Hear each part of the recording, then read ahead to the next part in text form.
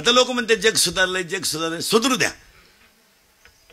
लहानपणी आपल्याला 11 वाजता रेडिओ ऐकायला मिळायचा. पूर्वी ग्रामपंचायतीला रेडिओ राहायचा. 7 वाजता बातम्या राहायच्या. लोक 6:30लाच ग्रामपंचायती पुढे बसायचे. त्याच्यानंतर तो ग्रामपंचायतीचा रेडिओ बंद झाला.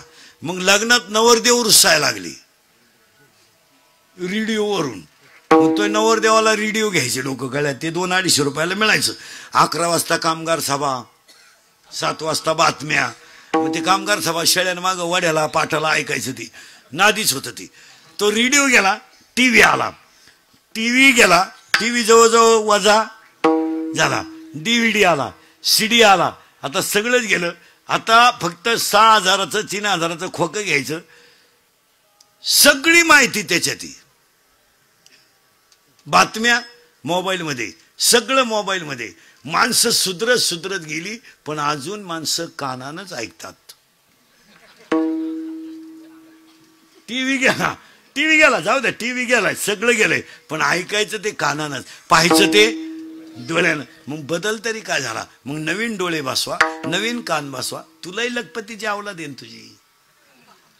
मग देवानं दिलेल्या तोंडानं का आला खातो? एखादं तोंडी का ताण? पैसा आहे तुया. 3 गोष्टी जपून वापरा. अंगातली ताकद जपून वापरा, खिशातला पैसा जपून वापरा, आणि आयुष्यातली वेळ जपून वापरा. अंगातली ताकद आता पहिल्यासारखं राजकारणी लोक ध्यानात ठेवा, कार्यकर्ते. आता पहिले तुमचं मार्केट पहिल्यासारखं राहिलं नाही. तुम्ही जरा घरादाराक पहा. ही देशाची सेवा राहू द्या. हे लोकांचे बांबू उपटायचं बंद करा. आता 40 वर्षे खोट्या टोकल्या. याची 17 झटक आणि त्याची 17 झटक.